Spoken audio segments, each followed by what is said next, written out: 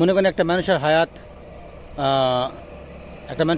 একটা মানুষ বাঁচে মনে করেন 60 বছর, এর ভিতরে 30 বছর বয়সে বিয়ে করলো, 30 বছর বয়সে বিয়ে করার পরে বিদেশ গেল, বিদেশ যাওয়ার পর আপনার ওখানে গেল হচ্ছে 30 বছর, 60 বছর হায়াত তার কতটুকু থাকলো, বা 20 বছর খাটলো, 20 বছর খাটার পর একটা বাড়ি করলো, এসে দেখলো যে তার লাইফের সম্পূর্ণটা শেষ। মানুষ 15 বছর, 20 বছর, 25 বছর, কেউ 30 বছর এরকম প্রবাসে খাটার পরে কী করতেছে, একটা বাড়ি করতেছে।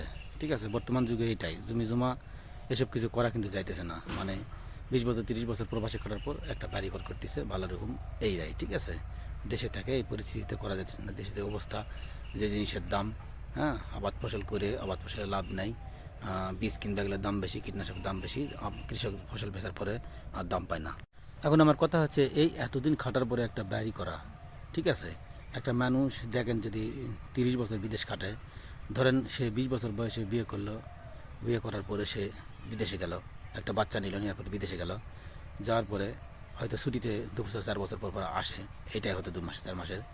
এখন এন থেকে আপনি 30 বছর বিদেশ কাটলো, তাহলে 30 বছর তার কি হলো, একটা বাড়ি হলো।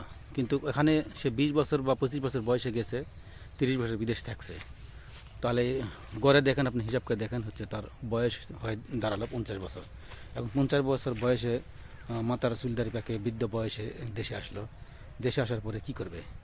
প্রত্যেকটা মানুষের কিন্তু একটা হায়াতের কিন্তু নির্দিষ্ট একটা সীমা আছে। ঠিক আছে, ওই শখের বাইরে আমরা কেউ বাঁচবো না। ঠিক আছে, আমাদের গড় আয়ু বর্তমান 60 বছর হওয়া কঠিন, 50 বছর, হ্যাঁ 60 বছর, অথবা বড় জোর যারা আগের যুগের মানুষ তারা 70-80 বছর বাঁচতেছে, তারও আগের যুগের মানুষ হলে 80 বছর 100 বছর বাঁচছে। বর্তমানে কিন্তু যারা 90 শতকের জন্ম, ঠিক আছে, তারা কিন্তু এই 50 বছরের বেশি মেয়াদ পায় না, হায়াত পায় না, সেই হিসাবে দেয়া গেছে। এখন মনে করবেন যে হায়াত মৌত হয়তো আল্লাহর হাতে, হয়তো আল্লাহ যখন নেবে, কিন্তু তারপর হায়াত মৌত আল্লাহর হাতে, ঠিক আছে, তারপরে কিন্তু কোনো মানুষ কিন্তু 200 বছর বাঁচেনি, বা 100-150 বছরও বাঁচেনি। ওই হায়াত মৌত দেখা গেছে মানুষ 30 বছর বয়সে মরতেছে, আবার 50 বছর বয়সে মরতেছে, ওদের 60-70 বছর বয়সে আর মানুষকে খুঁজে পাওয়া যাইতেছে না। এই তো নাকি সীমা একটা, এই হিসাবে একটা গর্ব বোঝা যায়। তখন আমার প্রশ্ন হচ্ছে, এই বয়সে এই 30 বছর বয়সে বিয়ে করে 30 বছর বিদেশ থেকে 60 বছর পর্যন্ত বৃদ্ধ বয়স পর্যন্ত আমরা কি কেমন জীবনের সর্বস্ব দিয়ে একটা বিদেশ কাটে, জীবন মানে উৎসর্গ দিয়ে তারপর আমরা কি করলাম, একটা বাড়ি করলাম। তারপর কি ওই বাড়িতে আমাদের পূর্বের প্রজন্মরা পরবর্তী প্রজন্মরা থাকলো, আমাদের ভাগ্য হলো না। এটাই আমাদের বাংলাদেশের জন্ম হয়ে, এটাই আমি এই জিনিসটাই বুঝি যে আমাদের লাভ কোন জায়গায় হলো, যে আমরা সারা জীবনের পুঁজি পটকার যাই কিছু আছে, জীবনের সব কিছু হায়াত দিয়ে পরিশ্রম দিয়ে কি করলাম, একটা বাড়ি করলাম, বাড়ি করে বৃদ্ধ বয়সে বিদেশ থেকে আসলাম, না পারলাম সংসার করতে, না পারলাম, মানে এক কথায় পরিবারের সুখ শান্তি কোনো কিছু পেলাম না, পেলাম শুধু কিছু টাকা, একটা বাড়ি, বাংলাদেশে জন্মগ্রহণ করে, এটাই। তো এটার মধ্যে আমি মজা পাই না। আমি যে 5 বছর ছিলাম সৌদি আরবে, এই 5 বছরে আমার কাছে মনে হয়েছে আমি জীবনের অনেকটা বছর চলে গেছে এরকম। ঠিক আছে, মনে হচ্ছে জীবনে অনেকটা বছর ক্ষতিগ্রস্ত হয়ে গেছি, এইরকম মনে মনে ভাবতাম। ঠিক আছে, কারণ আমার কাছে বিদেশ কোনো সময় ভালো লাগতো না, টাকা পয়সা যে যদি ইনকাম করে। এখন আপনারা হয়তো বলবেন যে হয়তো আমি তাহলে বিদেশ গেলাম কি জন্যে, এত বুঝি, হয়তো এত বুঝাইতেছি, আমি গেলাম কে?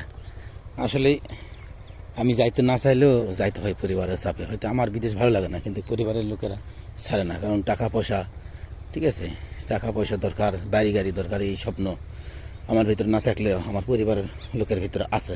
ঠিক আছে, এই কারণে যেতে হয় ভাই। কোনো কিছু ইচ্ছা না থাকলে অনেক কিছু করতে হয়।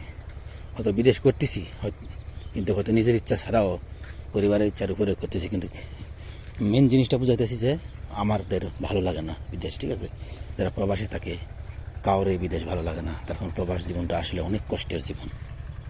বিদেশ আমরা যে যতই খাটি না কেন, যে যতই টাকা পয়সা ইনকাম করি না কেন, বিদেশ আসলে কারোর কাছে ভালো লাগে না।